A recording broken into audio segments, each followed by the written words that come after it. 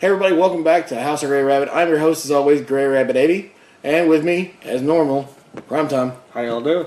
This week is, once again, Prime's choice. I used to have a rule in my house that there were no Asylum films in my house. And then, one finds its way in my house. That's right, this evening, it's Snakes on a Train. Thank you, Asylum. So we're going to go watch Snakes on a Train now, and we'll be right back.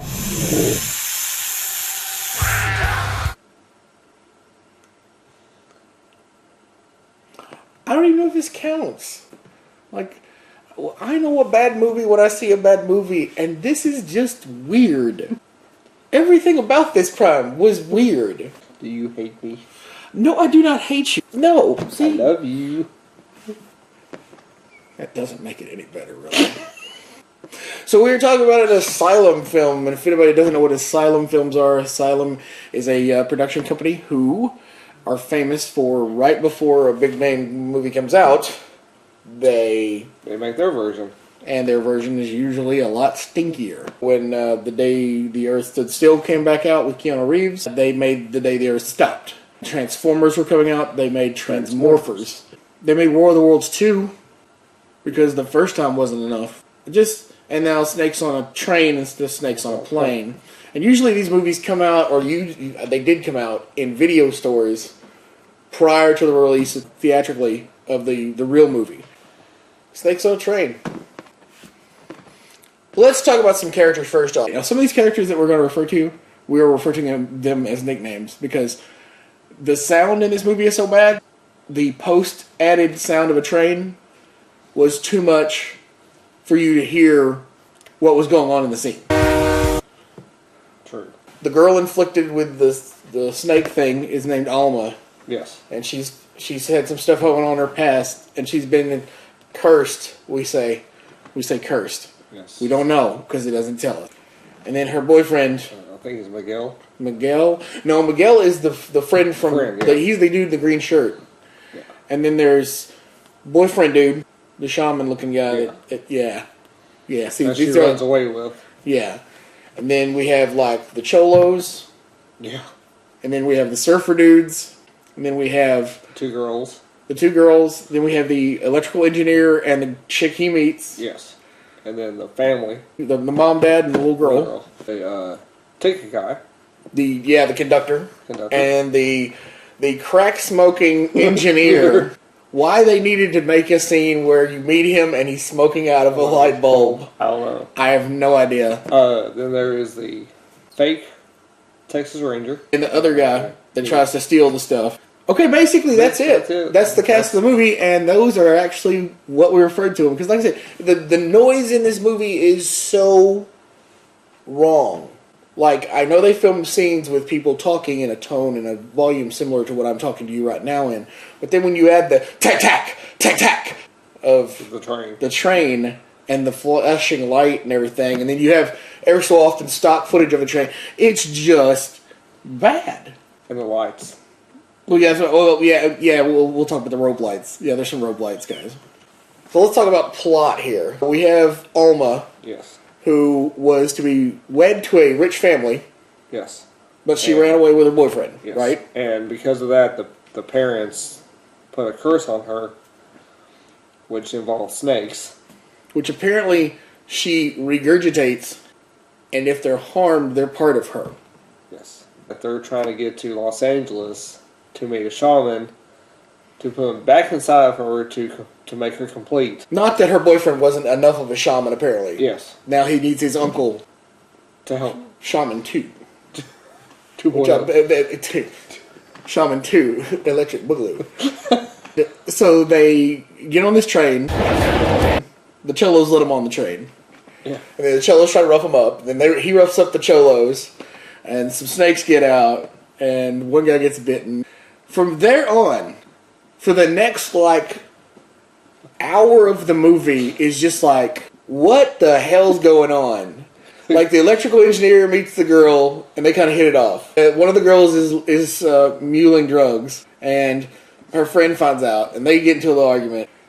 Alma gets sicker. It just keeps going on, and it has no rhyme or reason until all of a sudden, at like the about 25-minute out mark before the end of the movie, all the snakes start showing up. Like the snakes go from being these little tiny grass snakes that you see out in your garden to be pythons, even like the giant anaconda snake for anaconda. There's a couple of ones that look like that in there, but and then like extreme close-ups of snakes to make them look huge. Yeah. There's always this rattler sound like it's a rattlesnake, and it's never a rattlesnake. Yeah.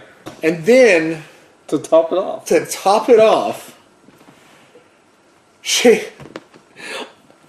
Alma mutates and grows fangs, and all her wounds and everything heal up magically.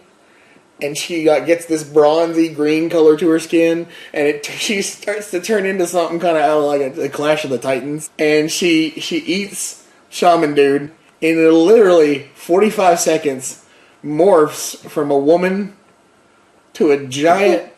I think a viper. A giant chrome like viper of some type that then begins to eat the train.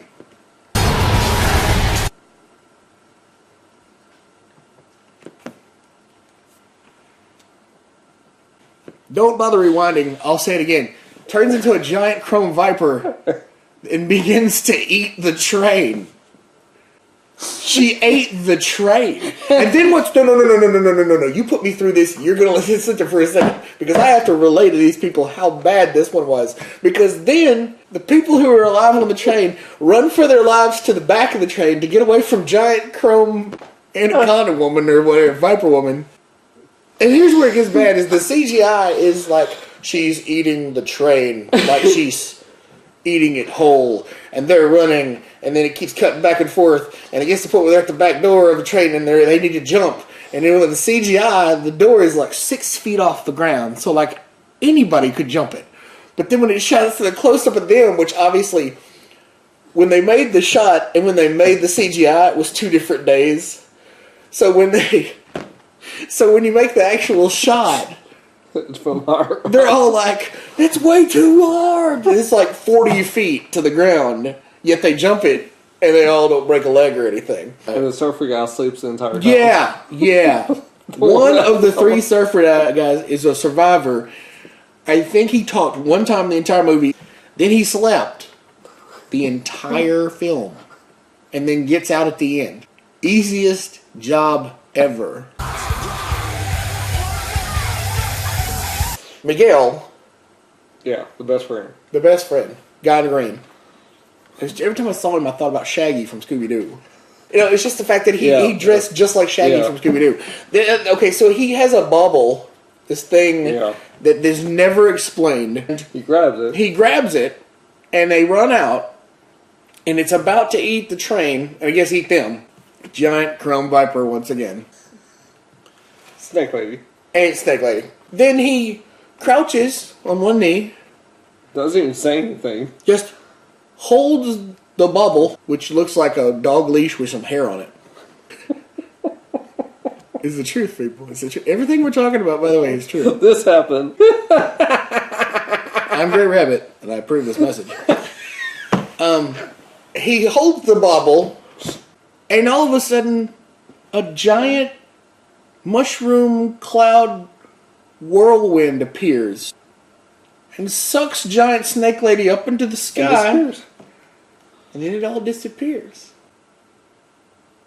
They all get up to walk away, I guess, to Los Angeles, and Drug Mule Girl has a bite on her leg.